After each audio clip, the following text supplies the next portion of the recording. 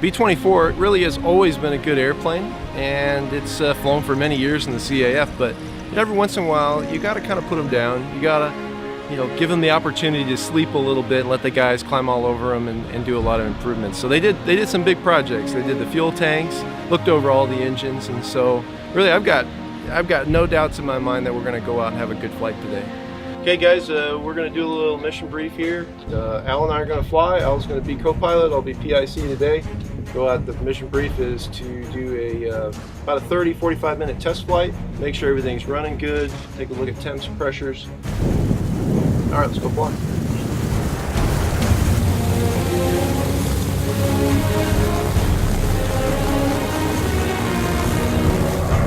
The real story is here again.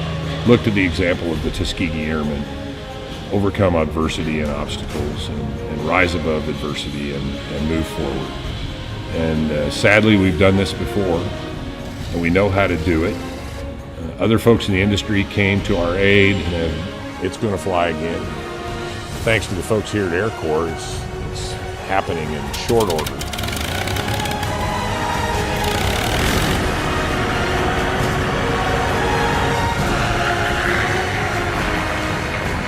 And I made a list that there were 14 times that I faced certain death. 14. And I didn't. I was in front of a firing squad. They had the bullets and the barrels and everything. My interest in the B-29s is mostly in this particular airplane. And I don't know, I think it's maybe the fact that against all the odds, this airplane has continued to fly since 1974. And here it is, 2017. To me, it just, the unwillingness to die is, I guess, is the easiest way to say it. It's the commitment that the people have made to keep this, the background story on where the airplane came from, that just fascinates me. And it has since I was a little kid.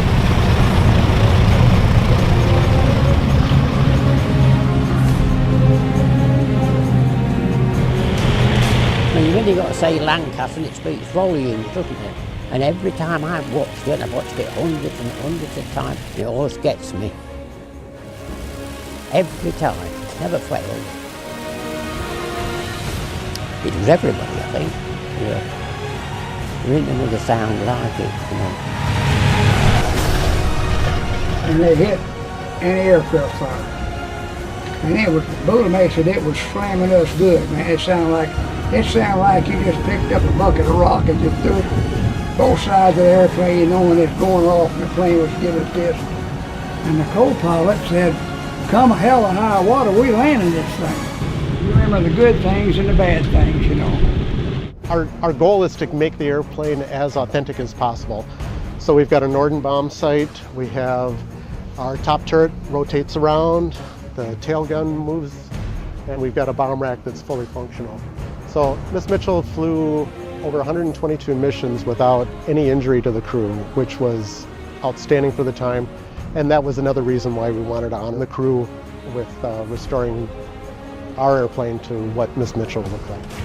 I think what we owe to organisations like the CAF, who are keeping these old Warbirds flying and preserving the memories of the young men that flew them decades ago.